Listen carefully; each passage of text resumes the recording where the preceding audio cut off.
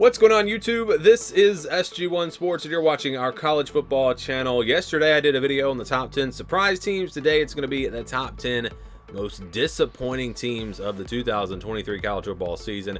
And like I said yesterday, there were a lot more to choose from on this list than on the surprise teams, and it's the exact opposite of 2022. When I did this last season, there were a ton of surprise teams, not really that many disappointments. This year, again, there are a ton of disappointments. I could have easily done a top 25 probably. I mean, there were that many teams that did underperformed, and so we're going to get into it here, and these are ranked by the biggest disappointment, not ranking the teams or anything like that. So let's start at number 10, and that is Wisconsin. Wisconsin going 7-5. They come in at number 10 on our list, and this is a team, 7-5, first year head coach. You just look at that record and say, that's not a huge disappointment, but they lost to a couple of bad teams. This is a team that I thought would probably at least get to 9-3. If you just looked at their roster, they were clearly the best roster in the Big Ten West, and I was able to win that division, not Wisconsin. I thought they were a big disappointment, even though they did have some injuries, first year head coach, all of that. But just looking at their roster, and you can look back at the season, there were 2 or 3 games that really you can scratch your head a little bit. How did they lose to these teams? Well, they did, and they finished 7-5. So not a horrible season, but just from a disappointment standpoint, from where I thought they would be, yeah, it was a disappointing year for Wisconsin. And I think a lot of people have this team finishing better than 7-5. Number 9 is Pittsburgh. How about that record? 3-9. This is a team that is a program. It's one of the most consistent programs really in college football from a standpoint of not the top teams, not the elite programs, but just consistent middle of the pack programs. This is a team that gets to a bowl game every year. They usually go 7-5, 8-4, but 3-9 this year. Just an awful year for Pittsburgh.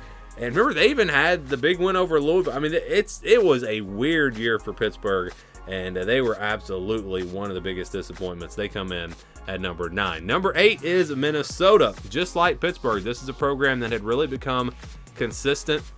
They're getting 7-5, 8-4, maybe 9-3 every year, it seemed like. This year, only 5-7.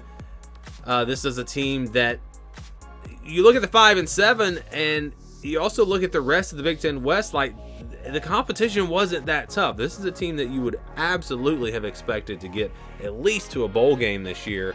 They had some youth, new quarterback this year, and it just did not go well for the Golden Gophers. 5-7, very disappointing year for Minnesota as they come in at number 8. Number 7, South Carolina, 5-7 on the season.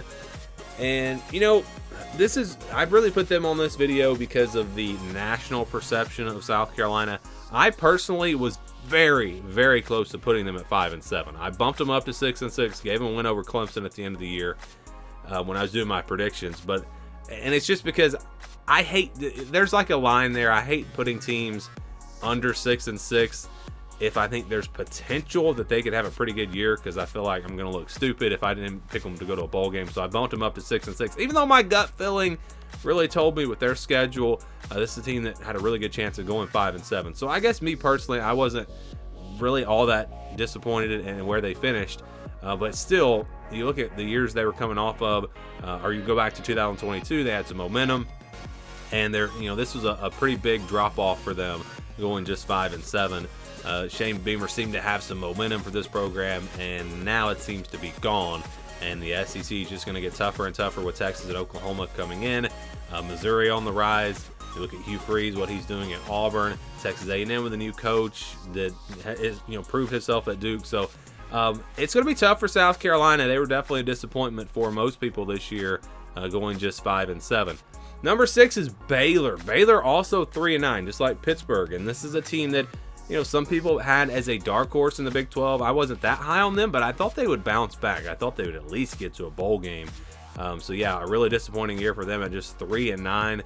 And I'm just thinking about, I don't know why this came to my mind while I was talking about Baylor. Colorado. So Colorado's not on this video, and I was just thinking, people maybe think Colorado should be on this video, but they actually were about where I expected them to be. But look at the way Colorado started the season, and then the disappointment from there. Look at Baylor, against Utah, very close to winning that game, and you thought this was a pretty good team, but it just fell apart for them down the stretch. and they go just 3-9. So very disappointing year for Baylor. Arkansas, another team that did not make a bowl game, just 4-8, coming off a pretty good year last year, even though they had a really tough schedule. This year was a tough schedule as well, but go back to BYU. I don't think hardly anyone expected them to lose to BYU, and especially at home. And this is a team that I think most people at least had making a bowl game. I thought this was probably a 7-5 type team. They go just 4-8, and it wasn't just the record. I mean, they look terrible in a lot of these games. Look at the Auburn game. You know, they did bounce back and beat Florida in overtime, so they had that big win. If Florida's another team that could be on this list, but they're not because I had them at 5-7. But they had a lot of disappointing moments. I'm telling you, just go through the standings. You'll just look at all the teams and see all the disappointments this year. A lot of teams they either underperformed or just didn't. You know, it makes me wonder, like, why did we not have more surprise teams? Because somebody had to win these games. The math really doesn't add up. But anyways, Arkansas number 5, they go just 4-8. Texas Tech, another disappointment, just 6-6. At least they did get to a bowl game, but this was a dark horse team for a lot of people in the Big 12, a team that was preseason top 25 for a lot of people. And you go to the Oregon game, they were close to winning that one. So thought that this was a pretty good team, but even go back before that, they lost to Wyoming. I mean, it was a weird year for a lot of teams. A lot of Power 5 teams losing a group of 5 teams. And Texas Tech, definitely a disappointment there at just 6-6. Number 3, Clemson, 8-4. Not an awful year, but it is just well below the standard there at Clemson. No New Year's Six Bowl, no playoff, nothing like that for the Tigers. Didn't even make it to the ACC Championship. Remember, all 4 of those losses were conference losses, which is also very interesting. They beat South Carolina, they beat Notre Dame, they won those games, but in the conference they were not very good. And again, this is just a team that really struggled this year. Started to get some momentum late in the year, and we'll see if that can carry over to 2024. But overall, again, season a big disappointment. And Clemson's another team that a lot of people had as, you know, potentially a playoff team this year. I had them at 10-2. So I wasn't that high on them, but I did not see 8-4 coming. Just didn't see it coming. Number 2, TCU. So you go from the college football playoff to missing a bowl game. I'd say that was a pretty big disappointment. You know, we all expected to drop off with TCU, but I thought the way they used the transfer portal with some of the key guys coming back, I know they lost some key players, but thought that this team had a chance to maybe make another run in the Big 12, maybe get to 9-3, something like that. But no, they didn't even make it to a bowl game. So a big disappointment for TCU this year. It's like Georgia just broke this team after that national championship game last year. Again, a rough year, but they're not the most disappointing. I think the most disappointing team is USC. USC going just 7-5. They returned the Heisman Trophy winner, a bunch of weapons on offense from one of the best offenses in the country last year. And the defense wasn't good in 2022, so, I mean, you would expect, well, even if the defense doesn't get better, we've still got this great offense. We're still going to go out and have a 10-2 type season, maybe 9-3 worst case scenario. But I think it had a lot to do with just the strength of the Pac-12. It was just a tough year in the Pac-12. They had to play some really good teams, and they didn't win them. They didn't win those games against good competition, and they wind up finishing 7-5. So it's a playoff contender in the preseason that finishes just 7-5. I think USC was the biggest disappointment. Do you guys agree? Do you disagree? Give me your top 10 down in the comments below.